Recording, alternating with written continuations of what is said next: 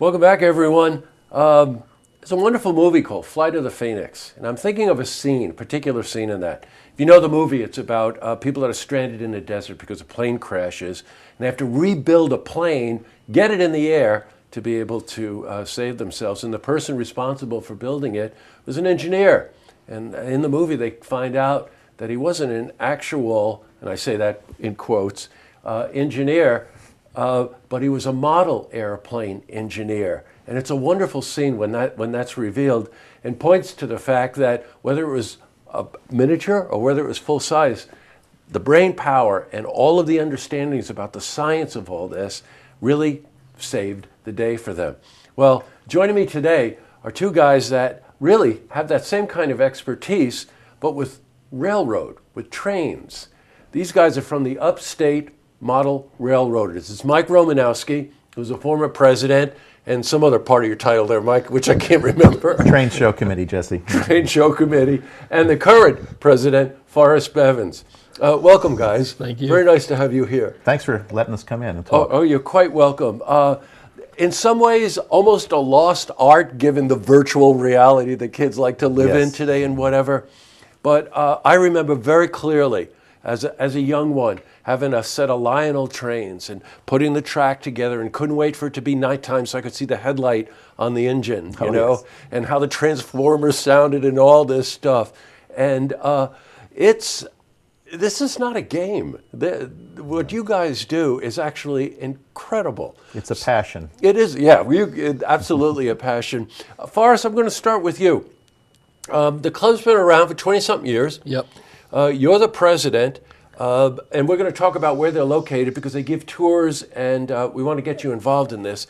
But you actually not only lay the track down and whatever, but you create the scenery, you create everything. Everything. We start off with a piece of plywood and we build from there. You do. When we're done, we have a working railroad with the scenes. It actually depict certain areas of the country, may or may not, or factual or fictional parts of the club, or areas that we build in. So we just a little bit of everything. It's done, and if I'm doing a section and I don't understand, there's other members of our club who have more abilities than I'd have in certain areas.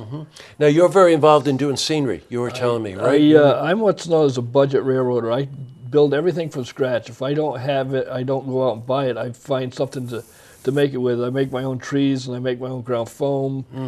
Everything. My trees are made from a piece of wire and a piece of rope. Yeah, great. And I make my trees and everything from that, and my ground foam, and I go out in the yard and pick up some weeds and stuff, and that becomes part of my layout. Now, you're involved really much more on the kind of the electrical side, the engineering side, right, Mike? I'm fascinated by the electronics, and I really love the revolution that happened in the 90s with model railroading, where digital command control came into place.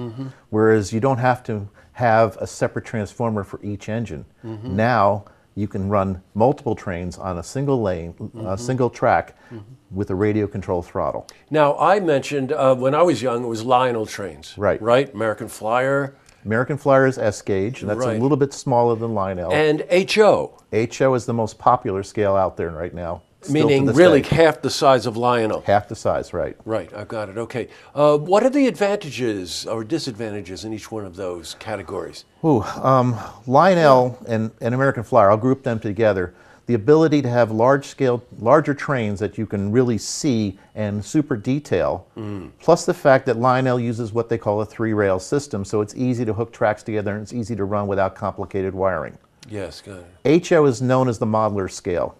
Not only the engine's large enough to be detailed, but the scenery is good there, and there's so much made for it, for that scale. Right. Almost everybody makes for that. So it's a very popular scale, and it has a lot of advantages that you can detail and make any era. Now, in the club, you have both. We have actually, you've got more than that, right? We have Lionel. Yep. We have S gauge, which is American Flyer. Yep. We have a Lego layout. Oh, okay. We have, or will have, an HO layout. We're currently rebuilding the one that we lost. And we have an N scale, which is half the size of HO, which is my popular scale. I like the joke that N stands for normal model railroading.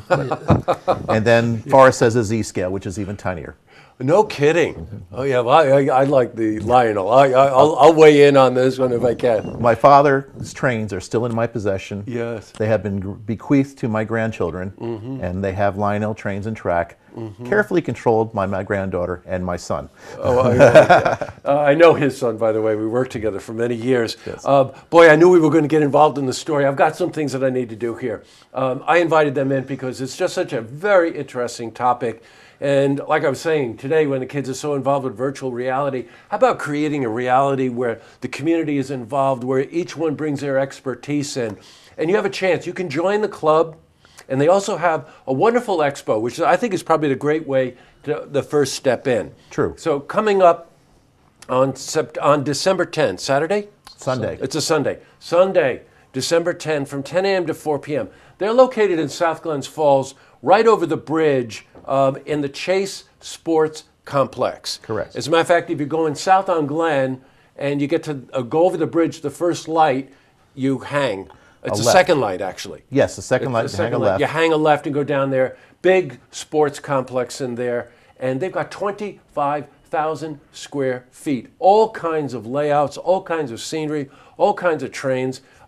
They've got over 40 vendors, they were telling me, that are going to participate. They've got bounce houses for the kids, and they've got foods, and a lot of crafts artists as well.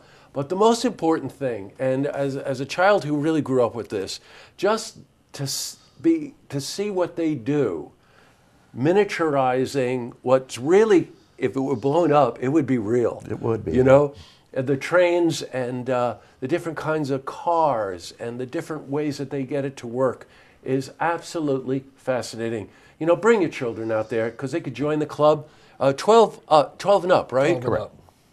That's great. And they're looking for members. And if you head out to the expo, it's their major fundraiser, so they can continue the work of the club, which involves the community in a lot of ways that we're not even getting to today. But expose yourself and your children and your grandchildren to this. It's really fascinating. So thanks for coming in, guys. Thanks for having us. It was great to see you. Again, the expo is on December 10. That's Sunday, coming up, 10 a.m. to 4 p.m. at the Chase Sports Complex. What's the website? www.upstatemodelrailroaders.com, and we're also on Facebook too. Yeah, Same got name. you. Upstate Model Railroaders. Don't forget the ERS. Railroaders, meaning them. .com. And I can't wait to come out there. I really want to. I really want to see this. You make me wear one of those conductor hats, will you? Yeah, and we'll put you at the front of a real live Lionel New York Central 20th Century Limited. I love it. All right. Good to go. Good to go. Good to see you guys. Thank you, Thanks Jesse. for coming in. Thank you. To see this interview again, you can head to our website, looktvonline.com.